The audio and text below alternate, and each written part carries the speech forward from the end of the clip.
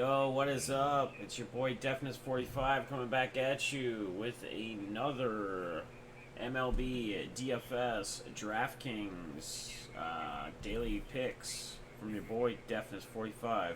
You can follow me on Twitter at I am Defness45. Check me out. All right, let's dive into it. So I'm going to do the early slate today. Starting at I think 12:05 or 12:30. It doesn't look like there's going to be too much weather concerns for any of these games, so we should be good there. But let's dive right into it. So my favorite stack. What's up, Timmy? My favorite stack in the early slate in this slate is going to be the Pittsburgh Bats. I think price wise, they're best option as far as doing a stack with, and then you can kind of fill in with a couple one-offs that you'd like to go with. But in particular, my guys that I'm going to be looking at: first base, Josh Bell at $4,800. I'm going to rock these lefty bats, as well as probably put Marte in there as well. Going up against Shelby Miller, man, he has been garbage. He can't get the strikeouts. I think he's averaging like 3 or 4 a game, which is terrible. So I'm going to attack him with the Pittsburgh Bats in a stack. Second base, we're going to save some money as well. We're going to hit up Aaron Frazier at 4,000. So we're at 4,800 and 4,000 first and second base. Okay, and then in the outfield, my guy Sterling Marte. But we're also going to run with the other lefty, Polanco, and Polanco is running $4,300. So let's slide him in here. And like I said, I'm probably going to run with. We'll put Marte in here as well, right? Couple one-offs, couple guys I like. Rafael Devers at $4,100 at third base. I also don't mind Eduardo Escobar. He is $4,700 at shortstop today. I think that's a good spot, a good one-off, a good play at shortstop for you. And then a couple other one-offs I don't mind in the outfield. Chris Davis at $4,500.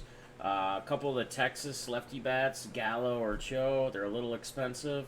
And then also the White Sox Mancada. Okay, those are gonna be kind of the guys I'm on. So let me just throw in like Devers here, just kind of show you where we're at. So Devers is $4,100. Escobar is $47,000. And then pitchers that I'm on, I'm going to be on my guy I was supposed to be on yesterday, but due to weather, the game got postponed. So I'm going to rock back with Jacob Eunice, $7,800 against the Tampa Bay Rays. And then Merrill Kelly, I'm going to rock with Arizona against these Yankees. I think people are going to go after the Yankee bats. So I want to go against that, right? We want to go against the grain. We want to play against what's popular. And then a couple other guys you can one-off as well, or even stack, would be Boston bats, a little bit more pricey. But you got Benintendi, like I already said, Devers. So let's just throw Benintendi in there. Benintendi's $4,600, right? And then that would leave you at $3,900 at catcher. You can do whatever you want. You can do like Vasquez if you wanted, whatever. That's kind of like what a lineup would look like for you. Couple things I just want to tap into again, like I talked about before. If you're new to DFS or getting into it, make sure you're not spending too much money a day. You know, like I said, I usually play $10 to $15, maybe closer to $20, depending upon the slate, depending upon the day. I break up. I play some turbos or short slates. I also play main slates. But if you're new, make sure, what's up, Jimmy? Make sure you, the big thing is to make sure that you are, number one, if you're playing GPPs, you are changing your lineup, even if it's one player, 2 players, whatever. Mixing it up, giving yourself the most chance you can at winning something, right?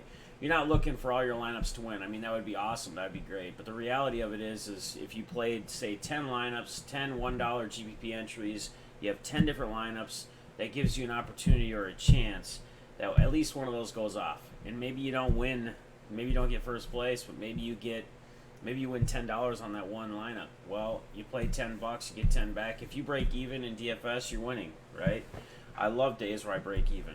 I love days more when I win and I win big, but that doesn't happen all the time, and that doesn't happen often. So you have to be able to weather the storm. You have to control your bankroll. People talk about bankroll management all the time, right?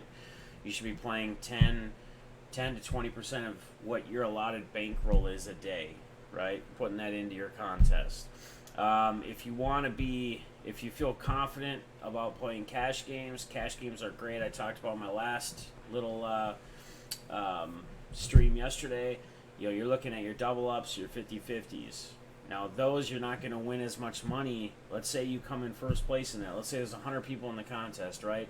You pay $5 to get in. If it's a double up, if you place in the top 50, 1 through 50, you're basically going to finish with $10.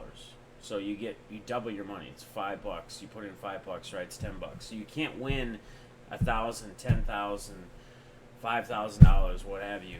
But it's a good way. It's a more consistent. It's consistent players. It's not as much of a gamble, right? You're playing the players that are consistently do good. Have a good floor, they call it, right? A floor would be a guy who averages a certain amount of points per day, and he's in a decent spot or he's in a great spot. The other thing would be ceiling, which is GPP players. These are the guys who we're going after where they have a high ceiling, right? They don't hit it daily, but if they hit that ceiling, and a lot of your guys hit that ceiling in your lineup, that's where you're going to get those high points. That's where you're going to smash. That's where you're going to come in and you're going to dominate a GPP tournament and you're going to win it. And we're looking for low ownership. So when I talk about in my streams for GPP lineups, I talk a lot about playing against what the field is playing, right? The majority, the chalk. They call it chalk in the industry if you're new to DFS. So when guys are talking about a lot of players all the time and they're constantly talking about them, those are the guys we want to try to get off of if we're playing GPPs. Now, if we're playing cash, those guys that all these people are talking about, those are probably guys you want to get into your lineup because those are the guys that are consistently playing well, consistently good. But remember, baseball, 80% of the time players fail. They don't do what they're projected to do. So you have to take a chance. You have to take a gamble.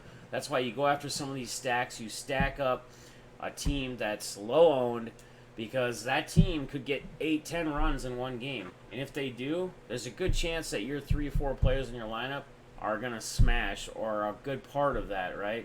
Good part of getting those runs in. Also, in baseball, when you're building your stacks, you want to make sure that they're kind of consistent with each other as far as the batting order. Now, a lot of guys will go right off of top of the order players, and that's great, right? If a batter bats 1 through 3 or 1 through 4, there's a good chance he's going to get at least an extra at bat in a game, right? And especially if it doesn't go, if they're at home and they don't have to bat in the bottom of the ninth. However, that's not where all the runs usually accumulate or the higher points accumulate, right? So sometimes your 1 through 3 players, your batters, they strike out, they don't get on. But let's say your third batter or your fourth, let's say your third batter, you get 2 outs, your third batter gets on. And then the fourth batter gets a hit or gets a double. Now you got 2 guys on, right? Now your 5th or 6th guy, if you got 1 or 2 outs, depending on how many outs, he could hit that home run. And if he hits that home run, he's going to get the home run, plus he's going to get those 2 other runs. So now your 5th, 6th, 7th, maybe even the bottom of the order batter is the guy that smashes or hits a grand slam or whatever. Those are the kinds of things we're looking for. Those are the opportunities we're trying to get at. We want to break the slate, and we're going to break the slate by doing things like that. Because guys will, when they build their lineups, they'll consistently look at who's batting number 1, who's batting number 2, who's at the top of the order. Sometimes you need to get your mindset away from that. We need to go elsewhere. We need to think outside the box. I like to say it a lot. Thinking outside the box. How can we be different? How can we come up different, right? I love it when I have a pitcher that's 5 or 6% owned on a slate, especially on a bigger slate, and he smashes. He gets 10 Ks. He gets a win.